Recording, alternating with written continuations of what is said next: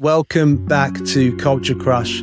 Today, we're talking about your soul and how it doesn't care about the algorithm. And I'm delighted to say I'm welcoming my very, very good friend and collaborator back to the show, Justin Foster. Justin, it's great to see you. Hello, Daniel. It's good to be back.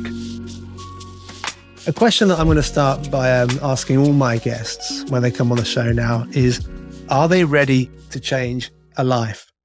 Now, that sounds like a really grand statement, but there are going to be things that we talk about on today's show, which some people, I think, will find life-changing. There are going to be some things that are prompted in people, and they're going to approach the way they do marketing tomorrow. They're going to approach the way they do family differently tomorrow. They're going to change the way they create content tomorrow based on some of the things that we hear. So are you ready to do some good things? Absolutely. Can't wait. You actually told me just before we joined the call that you've got just the right amount of anger in you this morning. You actually described it as Viking anger. Yeah. And I said, what are you angry about?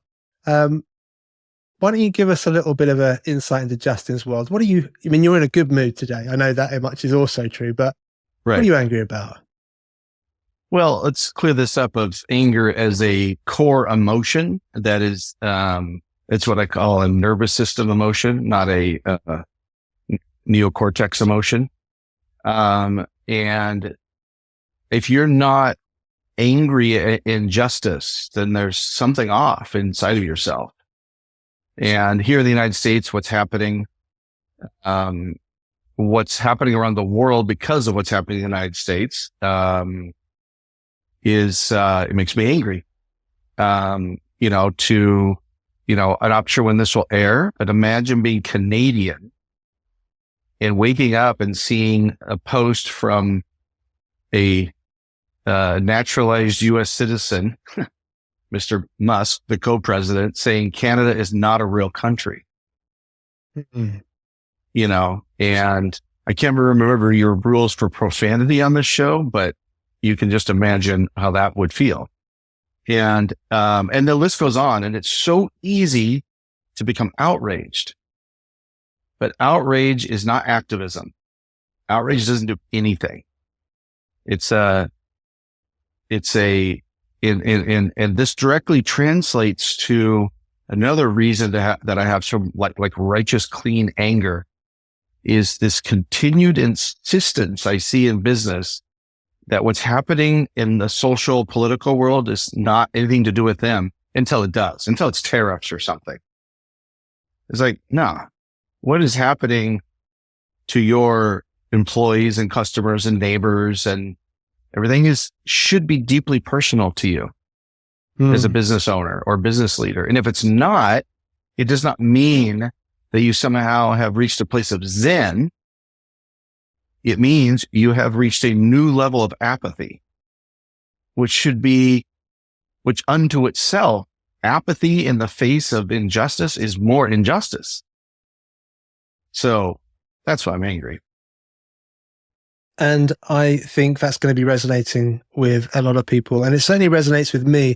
And I think it resonates well with what we're going to be talking about, because we're going to be talking about content. We're going to be talking about marketing. We're going to talk about creating and connecting with customers today. And what we're talking about really goes against the grain of apathy. There are loads of ways that people are told to create and communicate, which actually help silence or dilute what they've got to say in the world. They're pressures and external influences that prevent you from saying the things that you want to say or need to say. They limit the ways that you feel that you can say stuff. And we're here to kind of, well, in your parlance, we're here to commit some acts of marketing heresy and rip away some of those boundaries. And before we dive into that, let me just say, for anybody who doesn't know, is not familiar with the process, Justin joined me for a Culture Crush meetup, which I host regularly, where we get together with a small group of people. We explore the theme. Today, it's about your soul not caring about the algorithm. And then we have a really interesting time of group reflection. And this podcast episode is based on what we explored at that meetup and some of the reflections that people offered as part of that session as well. But as we make our way through, I want to offer you a couple of questions just to help set the tone and just to help you find your feet with some of the things that we're talking about. We're not going to be responding to these now, but just have these in mind as you listen to Justin and I's discussion as we go forward. Do traditional marketing approaches make you feel icky? Do you have any sense or idea of why that is? Maybe you're a founder and you're online on LinkedIn and you're struggling to be found.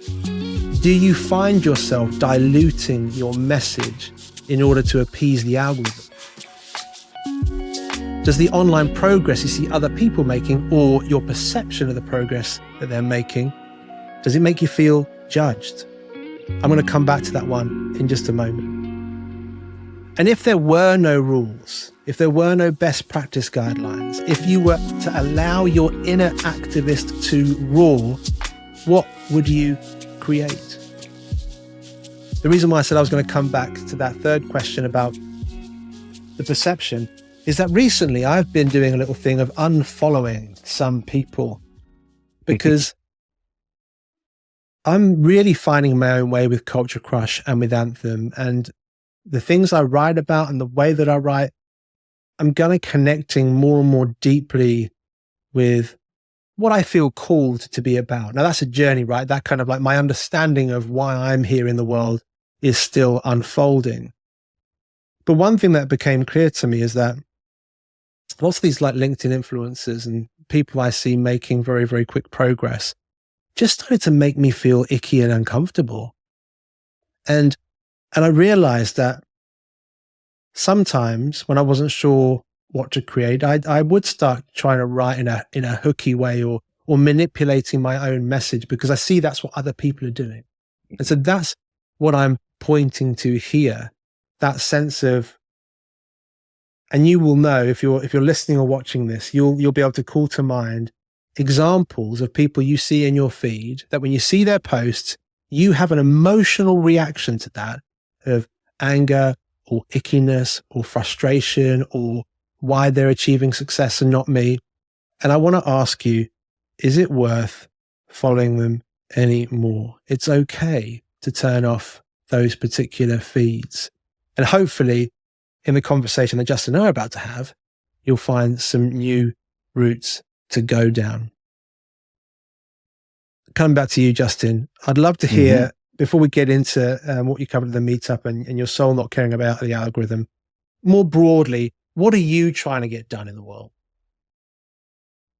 Well, the main thing, Dan, is that if you're an entrepreneur or a business owner, founder, whatever, is that if it's kind of a triangulation here, is that if you have moral clarity about what your values are, what you believe in, and you've got, let's say, elite skills, or you've got a unique differentiator or something that's related to sort of, let's call it like traditional value proposition, traditional ROI, that's the other point on the triangle, then are you creating impact in the world with both of those things? And it's my belief that entrepreneurism is the antidote to authoritarianism. And in that we are not just entrepreneurs because it's about freedom. That's true. It's true. It includes freedom, but that's not the end point. That's sort of the beginning. We're not entrepreneurs and founders because, we're getting rich. Some of us are. But many entrepreneurs have, it's like, okay, I have less money than if I had a corporate gig, but I have way more freedom. And so they're kind of good with that. And my point is, if you were called to be an entrepreneur, there is no calling that does not include a social justice component. There's no creative act that does not include a social justice component. And social justice is kind of a catch-all term for basically Are you using your business and your brand to help solve some sort of broken part of humanity? It doesn't mean that has to be your business model. No, in the triangle, I didn't say business model. I said moral clarity, elite skill or value, and then the third point would be impact. And so I'm all about those entrepreneurs and founders that do want to create impact, of how do you build a brand that represents that in the world? That is my reason for existing as a business myself and what we're doing at Massive. And my partner in Always Virginia, her part of that is, if you want to be, or you consider yourself a social impact leader, whether you're an entrepreneur or a nonprofit leader or whatever, you need a different kind of executive coaching. And if you have a team, you need a different kind of leadership development for your team than you would get in a traditional transactional business world. And so that's how it all comes together. In the end, no one's calling is to keep things the same. And I think we're really loose and fast with the word innovation these days, because to me, the ultimate innovation is to make people's lives better. Not to make their lives necessarily more efficient or, so putting all of that together, that alchemy that's my jam. Well, speaking of alchemy, we're going to talk about, I think, 5 things in the course of our conversation. 1, being anti-funnel. 2, direct a conversation being real conversion. 3, understanding deeper motivators, not just FUD, and we'll explain what that is shortly. Number 4, embracing brand poetry over traditional copywriting. And number 5, don't automate intimacy. And I think those 3 points on the triangle there, moral clarity, elite skills, and impact, is going to be a recurring theme through all of those things. But I just wanted to draw a line under 2 things that you just said, which I think are just so important, just real important points for people to carry with them through this episode. 1 is, no one is called to keep things the same. I think that is a really important reminder, because lots of people express a sense of calling, but actually, if you're not actively changing something in some way, are you really called to that? Or is that just a thing that you want to do? Right. And that's kind of fine. Right. It's okay to do things in life that you just want to do, but maybe that isn't the kind of the big mission that you've been called to commit to. And in the creative process, are you creating about things that really matter? Like, are you challenging something that needs to be challenged? Are you standing for something that needs to be stood for? Are you advocating for something that needs advocates? Or are you just making more noise because we don't need more of that? So with those kind of things in the frame and on the kind of in the landscape of our conversation, let's talk about the first one, which I know is going to be popular because everybody loves a funnel these days, Justin. But you're here saying, be anti-funnel. Why don't you tell me about what on earth you mean? So, Dan, I'm referring not so much to the tool of a funnel. A funnel is not new. It is, the sales funnel has been around for, many, many decades as a concept, thousands of years as a human practice. And so what has happened though is that funnel mentality has become pervasive in marketing. And funnel mentality is kind of it's moral relativism, essentially, which is, if the funnel works, it's okay for me to gaslight you. It's okay for me to carpet bomb your inbox. It's okay for me to send you automated text messages, but just because you opted in. Someone opting into your funnel is not permission to annoy the shit out of them. And, and so when I say anti-funnel, I'm talking about the mindset of manipulation, the mindset of seeing marketing as a series of short acts of desperation, as opposed to the beginning of a dialogue. I often talk about it as a marketing heretic. It should be about invitation, not interruption. And it should be about, not so much about invading, but inviting as well. Or persuasion is another one. Rather than thinking about persuasion, think about, having conversations. And this isn't necessarily new.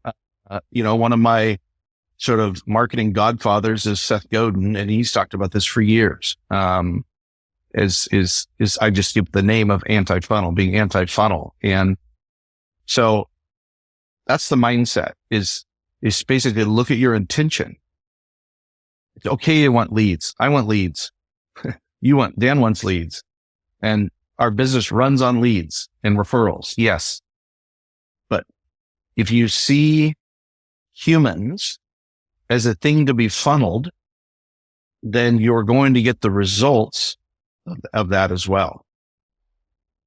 One of the things that I've experienced in the last year, and loads of our listeners will today will identify with this, partly is the rise of communities, right? Like being kind of joining a paid community. And I had the experience last year of joining a paid community for a time, and I'm no longer a part of it now. Once I was on the inside of it, they would celebrate the fact that they were trying to teach people how to also develop their own leads, build their own communities, that kind of thing. And you realized once you're on the other side that you've been funneled. You've been in the funnel. Yes. And now they're saying, hey, guess what? You just got funneled. That's how we do things. We're going to teach you how to do the same thing so you can then grow a business. And it's kind of like this pyramid scheme, right? Where, everyone's just being taught the same technique and then applying the same tactics downwards to the people behind them. But that's why I say, Dan. Sorry. No, you go. Sorry, ADHD spasm. The only formula that works is the formula for selling formulas. When you think about it, when you hear about like people say, I built a $10 million coaching practice. Well, you dig into it, and that's because they created some sort of mythical certification process for their way of doing things. Doesn't make it bad, but they no longer have a coaching practice. They have a licensing practice. And calling it a coaching practice creates this sort of image that you too can have a $10 million coaching practice. Well, not if you do it the way that they're doing it, or if you don't do it the way they're doing it. So I think that's a very important point. Whether you call it funnels, formulas, all that, it's all kind of the same thing. It's this like, almost like a religion or set of theology or doctrine related to this, that in order to create spiritual ROI with people, you can't do that in a funnel. Yeah, you're right. And what's quite interesting is that, if you're joining that practice, you need to kind of then come up with your own kind of licensing model, and then it'll work. And of course, each of those kind of consultants, coaches, whoever, there's always going to be like one or two people out of many hundreds who apply these skills and get some kind of result. Because these things always require adjacent skills about how you build stuff and how you make the automation work and how you build a website, how you build your comms. And there's all these other bits that go with it. And there's always one or two who see some kind of success, and then they're the testimonials that get wheeled out to confirm to everybody else that this is a gold mine. Yes. But in my personal experience, once I was on the other side of that wall and I was in this thing, and I realized, oh, you're just trying to get us to build the thing that we've just experienced. And there isn't actually a great community on the other side of this thing. because the only thing that you guys are really, really focused on is making the funnel work more efficiently for you. So That's right. you're not actually interested in building community. You just want to keep doubling down on this funnel thing. And here's the other piece of the puzzle, which really bothers me about that. The people who build these great funnels are spending a ton of money on advertising. Yes. And the people they exploit and manipulate and extract money from, the people who really can't afford it, who are trying to make it and trying to build their own thing in the world, they're targeting you with ads. And guess what? Even if you build a great funnel, you haven't got the money to spend on the ads. So that approach isn't going to work for 99.9% of people. Yes, exactly. And it goes to this whole idea of like direct to conversation that, we're going to talk about too. But if you notice, like on Shark Tank, when somebody has a direct to consumer product, some of the sharks will ask Cuban, I don't think he's on there anymore, but Mark Cuban used to say, what's your cost per customer acquisition? And this is the math they don't talk about, is you can build a funnel, you can build the framework and all of the, lead magnets and tripwires and blah, blah, blah. You can build all that. But if you don't drive traffic to it, it doesn't really matter. You just got this really expensive mousetrap, essentially. And the amount of money that it takes to pay for attention is going up and up and up. And you could look at any industry that relies on the direct conversion model and look at the cost of acquisition, not the cost per click. Cost per click is, I wouldn't say it's a useless stat, but it's pretty close to useless. Cost per click matters on how much you spent. It does not matter on how much you earned nearly as much, how much money you generate, a lead conversion type thing. That's why I talk about the real conversion. And so, you could take a direct to consumer product, and the amount of money you have to spend on the algorithm, gaming the algorithm is increasingly expensive. So then you think about this. Imagine having a great idea and you get a little bit of market traction. And so then you go to an angel fund or maybe a private equity firm or a VC. And what they do is they give you a shit ton of money to spend on marketing, but it's not generally go talk to people, do grassroots marketing, go have conversations. It's you either improve the funnel mechanism, improve the mousetrap, make it a little bit bigger, and then you go spend it on driving people into the funnel. And then what happens, and this happens so many times, is this thing you built. Maybe you had a clothing line that was handmade in the US, for example, and it was cool and it was unique. Well, the cost that the private equity firm gives you all this money and they tell you to advertise. Well, now you have to outsource your manufacturing. I'm not judging that, but the cost continues to go up to acquire customers, and because your quality has gone down and you cut, and the private equity firm won't let you spend money on support. So now your quality goes down, which means you need to spend more money on new customers because your old customers realize your product's kind of shitty now. And now they're not just disappointed, but they're telling everybody. You can see what I'm saying. It's all so stupid that it's really dumb. Like when you think about it at the end of the day, and it all goes back to the reason it starts here is that it kind of taps into the greed component. And greed is not synonymous with free market capitalism. It is not a byproduct of free market capitalism. It is a byproduct of insecurity. Greed is a byproduct of lack of self-worth. You think an entrepreneur that's got a deep sense of self is going to do that shit? No, they will not. They're chasing. And when you're chasing, it's because you don't love yourself enough. At the end of the day. At a kind of at a deeper level. So we've got this. The first thing we've been talking about is being anti-funnel, and we've been kind of also talking around this direct to conversion. Direct conversation is the real conversion. Mm-hmm. And I guess what people implicitly feel, kind of higher conscious leaders, people who want to change something in the world, people, that sense of righteous anger that you were talking about at the top of the call. The reason why you feel icky and you feel really uncomfortable about marketing so often, I think is because you're being told this is the way you do business. Like, it's the way they talk about it on TV. It's the way all the influencers talk about it. Grow, grow, grow, chase, chase, chase. And the person listening or watching right now, actually you feel uncomfortable about it.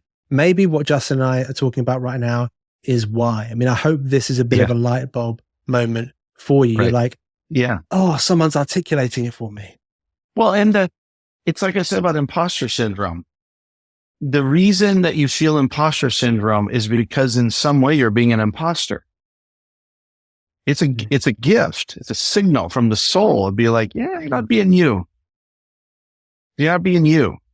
It's the same thing here. If it feels icky, it's because it's icky. It's not because, well, how do I get around that feeling? No, you turn to it. You'd be like, I don't like this feeling.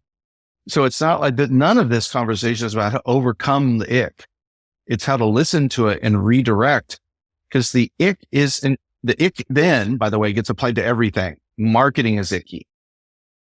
Well, the greatest marketers in the world were the spiritual masters, Jesus and Buddha in particular, phenomenal marketers. So marketing can't be that icky if spiritual masters do it. It's the way that you're being told to do marketing that's icky. And really, this is the kind of the nub of what we're talking about, right? Is how do you lean into the feeling, listen to your intuition on some of these stuff, and then turn your activist self towards better ways of doing things. And I think that kind of takes us on to our next point about understanding deeper motivators, not just FUD. Let's start with FUD, because everyone's listening to that and they're thinking, Dan, what are you talking about? Yeah. So let's start there, but then unpack it for us. Well, as I get, one of the gifts of being a Gen Xer is I remember a world before, the internet. And I also remember I grew up in my career in the pre-internet days in sales. Sales was my kind of first real career. I'd done stuff before, but became a salesperson at 22 years old, 23 years old, something like that. And so FUD is an old sales term, and it stands for fear, uncertainty, and doubt. And it was not meant as an admonition, don't create FUD. It was the other way, which is you've got to manipulate FUD. You've got to produce fear, uncertainty, and doubt. Then they'll need you. And then, so it was sort of the bro-y pickup artist version of a funnel, essentially. So FUD is this essentially just manipulating people's insecurities, which is just gross. It's a kind of abuse, honestly. When it's done at a mass scale, they call it propaganda, but it's still abuse of people's dignity, at least.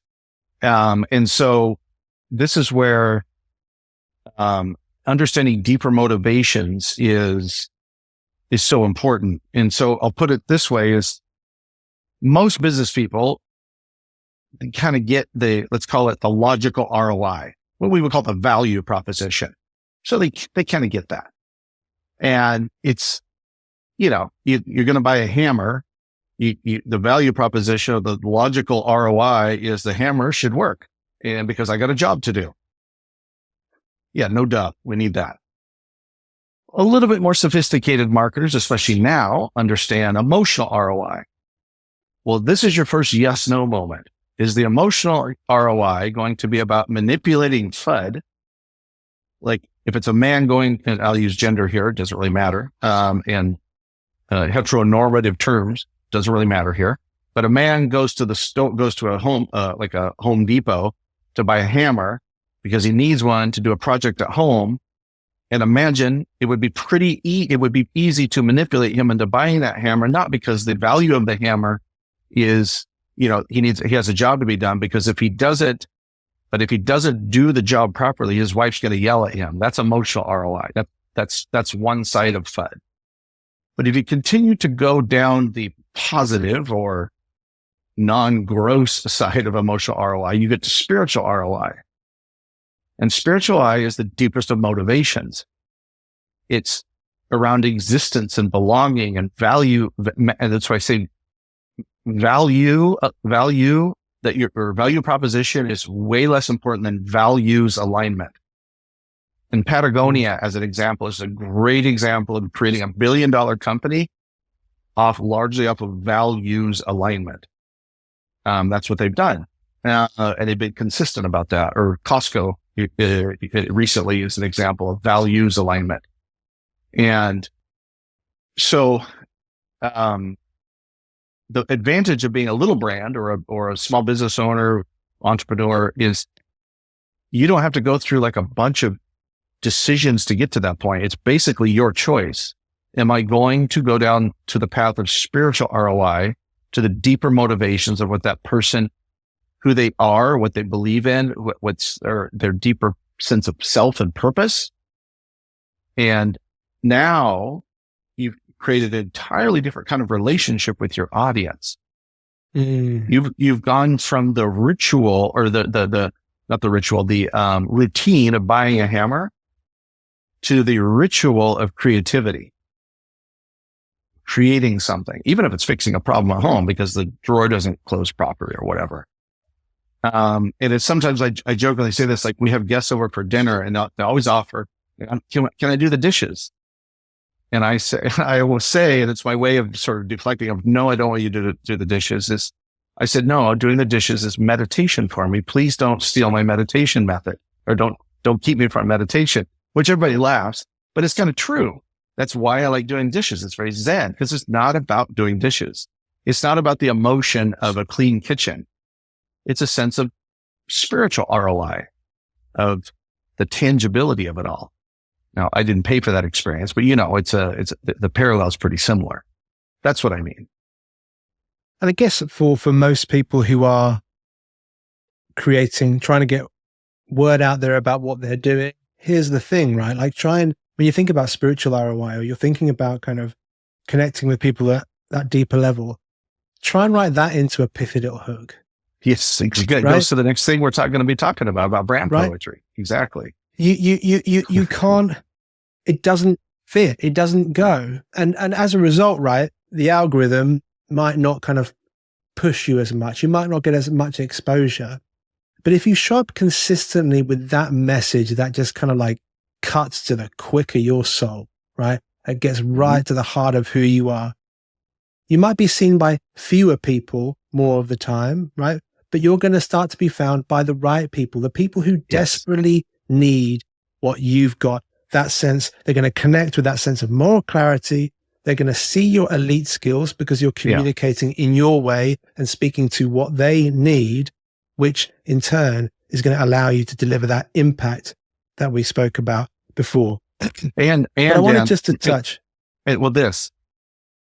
Going back to the algorithm and the soul and all that, is there's probably more than one thing, but the ultimate thing that hacks the algorithm is love. If you love you and your team loves you and your customers love you, you don't need an algorithm. Word of mouth is part of being the human animal. It's just built into it's part of the human experience. Word of mouth does not require an algorithm. Word of mouth doesn't even really require you going viral in the modern sense. And when you get into complexity science around and seeing the market as a complex adaptive system rather than a machine to manipulate, and humans being the same thing, you start to realize that, if I focused all of this on just making amazing experiences, loving myself, having standards, creating value and spiritual ROI for my team members or employees, if you have them, but certainly then your customers, the algorithm becomes somebody else's problem. You don't even got to think about it because you don't need it anymore. Kendrick Lamar is a great example of this. I don't know how much marketing he's done, but I didn't hear about him through an algorithm. I heard about him through my son, Caden, 10 years ago. And he just makes cool shit. And that's what he focuses on. And he has this moment in the Super Bowl that was nothing to do with the algorithm. Now the algorithm picked it up and now it's a thing, and there's dances on TikTok and, MAGA losing their shit over it still and yada, yada. The algorithm is reacting to what he created, but the algorithm did not create what he's created. It's got nothing to do with it. Imagine that freedom. Mm-hmm. I think it's a really, really powerful point. And I think if you're listening to this and you're thinking about, let's talk about fear, uncertainty, and doubt for one more second. If you're listening to this and you're not willing to change the way that you create and change your artistic approach to how you're showing up in the world, think about where you'll be in your 80s, right? Don't create from the soul. Don't create with love. Stick to the playbook that you're being handed by other marketers who are trying to sell you into their process and stick you in their funnel.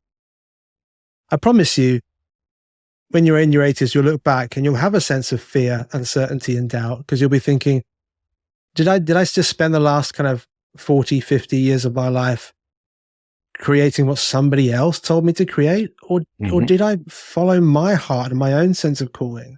So I want to say, don't end up in that place looking back with that level of regret and that sense of uncertainty about who you've been and how you've shown up.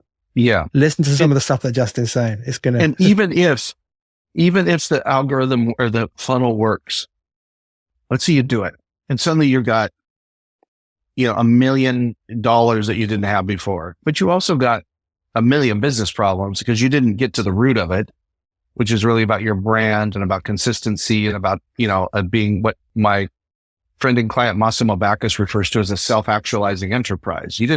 So that there's a feeling. There's a sort of a feeling, a moment of we did it. We got our $1 million.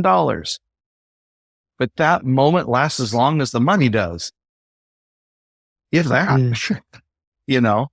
because now you're chasing.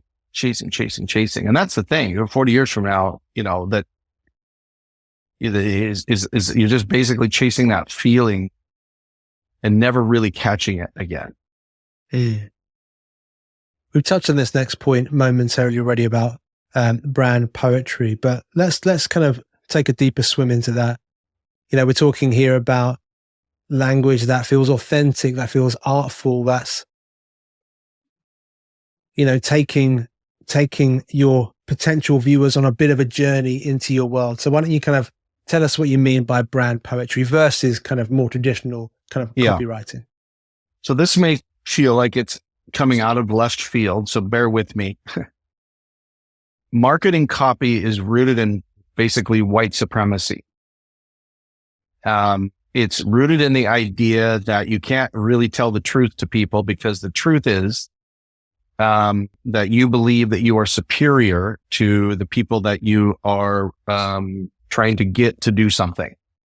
And it's why I jokingly refer to it as white people language often. Marketing copy is white people language, because if you go to communities where the people of color, they don't talk like that.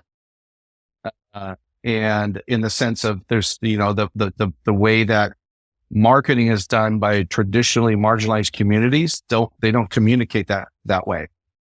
And it's not just a cultural thing. It's an awareness that there's something honorable about telling the truth. And so that's a deep, deep topic, and, takes some radical self-introspection to fully understand it.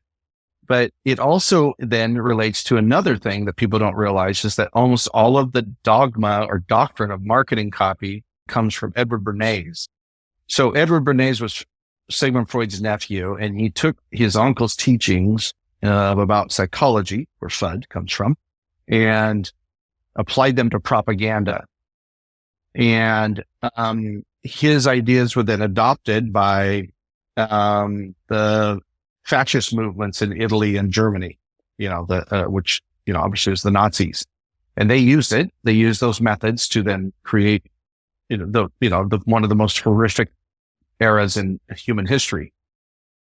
Mao Zedong did the same thing, took the same stuff, and it led to the, death and justification of the death of millions and millions of people.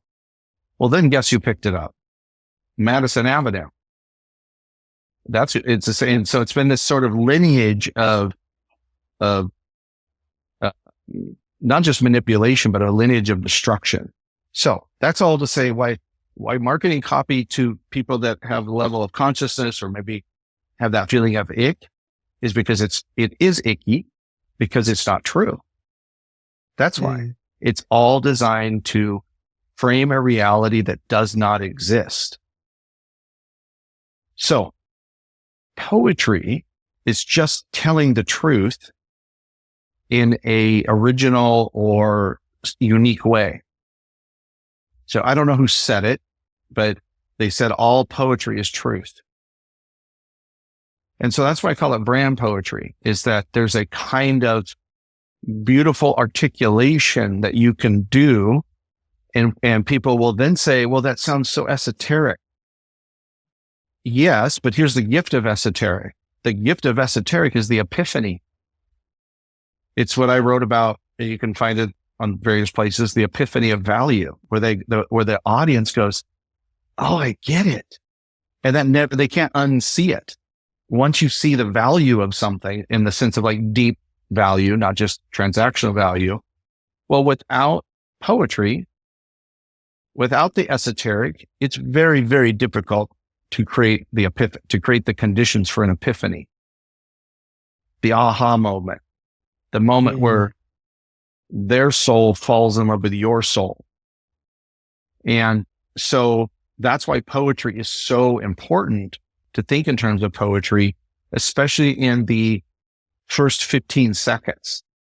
Now, should you use poetry in every aspect of your brand language? No. The rest of the time, you should use simple, direct language, like you're talking to a friend that you trust.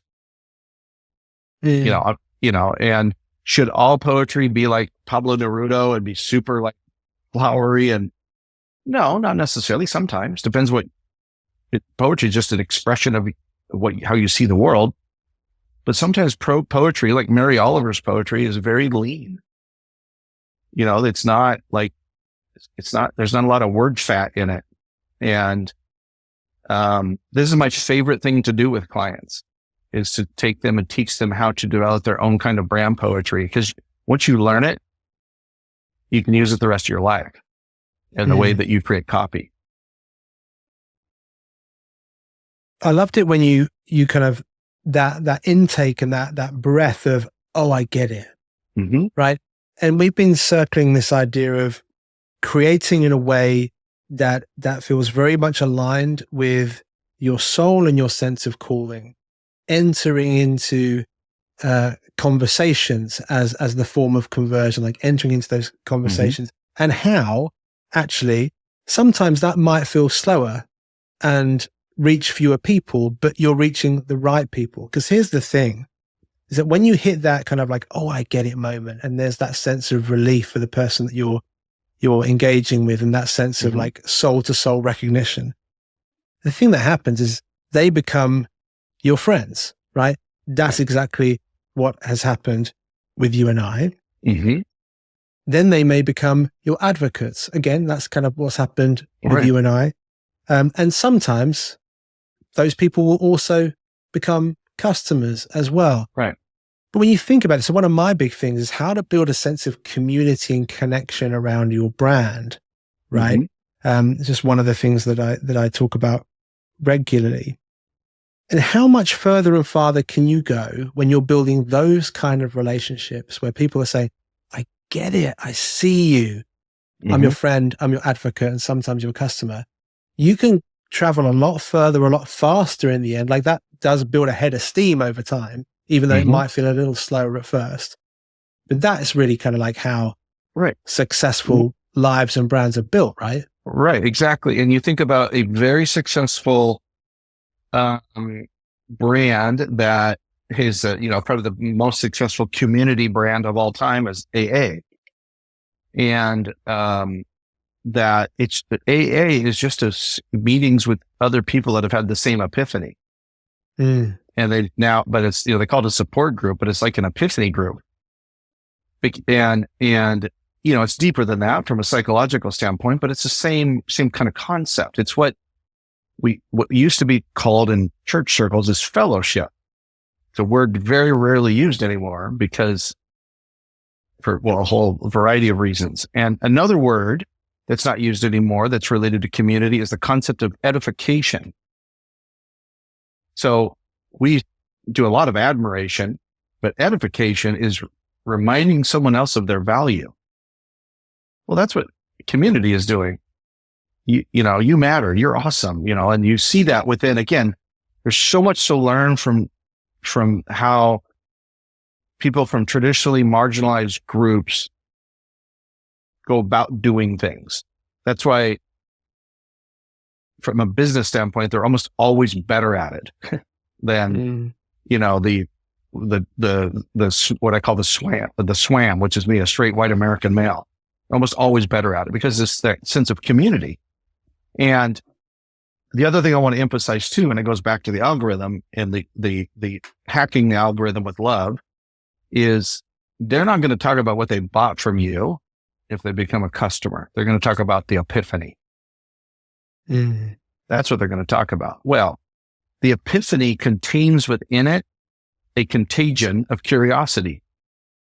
Oh, what do you mean by an epiphany? I mean, they may not use that word, but they use phrases like, I had no idea, or I'd never thought about it that way before. I'd never experienced anything like that before. Or, I had an aha moment. Like they'll use this kind of language. They may never use the word epiphany, and they'll tell a friend or they'll put it on social media, they'll post it as a video or whatever.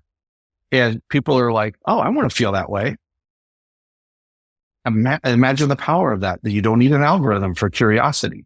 You don't need an algorithm to express that. Platform, sure, but not an algorithm.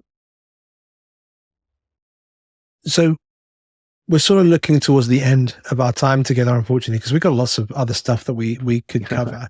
But I did want to, there's a couple of reflections that people brought into the meetup. And Michael had a question related to this point about poetry. And he asked, what about striking the balance between poetry and prose in communication? And specifically and you did mention, you touched on this already, but specifically when you use the aspirational language versus kind of concrete and simple language, like how do you know when and where to deploy those different things? Where do you find the balance? Well, I would choose a little bit of a different, I understand the question, but I would reframe it into expression requires poetry.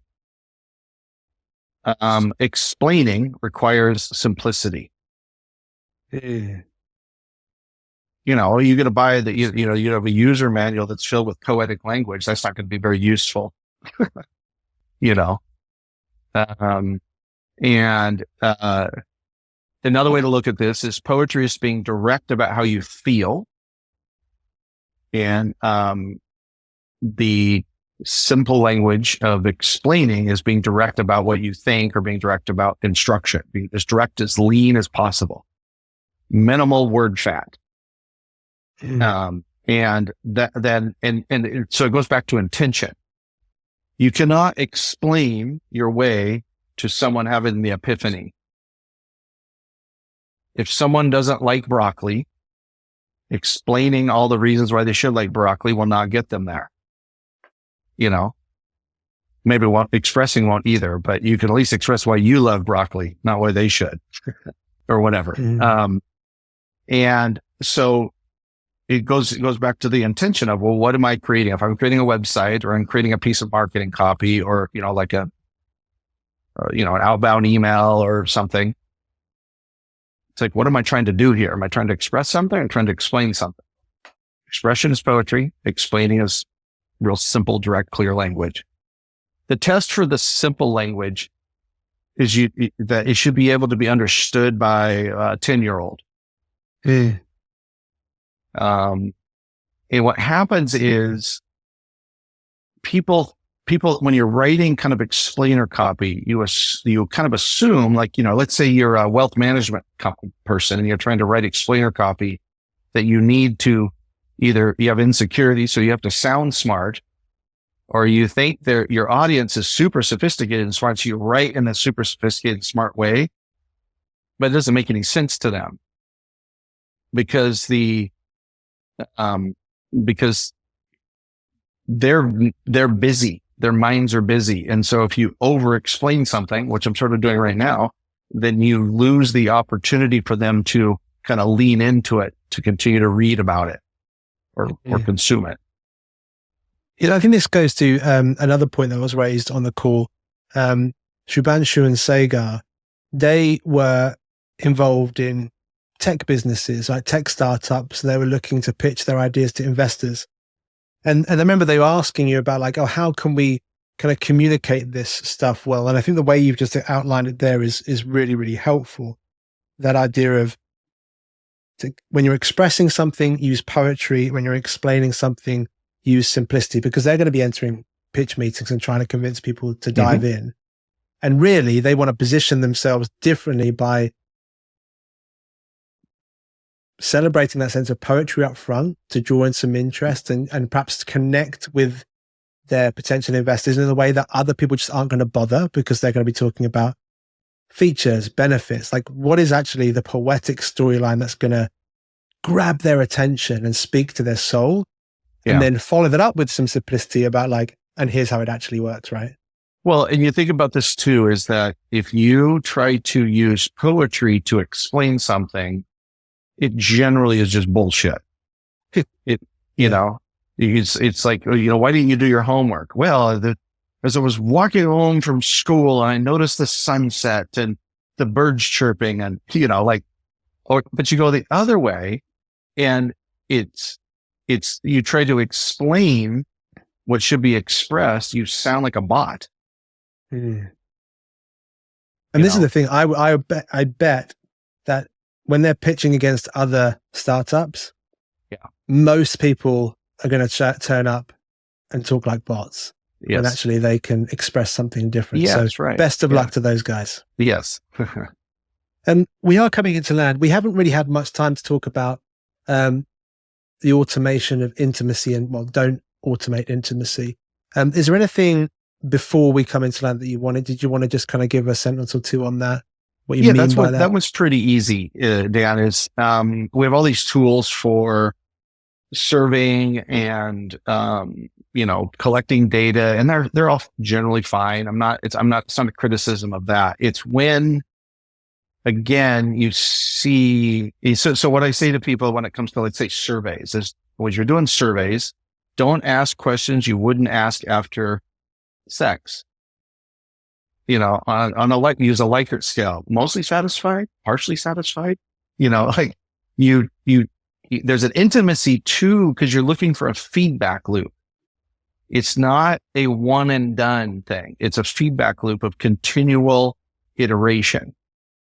And so you ask open-ended questions and people are like, well, I need to know, like I need to give it a rating. Like this is the net promoter score. Gross. I'm so tired of that thing because it was fine for a while, but it doesn't mean anything anymore. And so imagine though, and I've done this with clients, is I do something in advance of like when we do an immersion into their brand that's just simply called a brand perception survey. And it's a series of open-ended sort of intimate questions.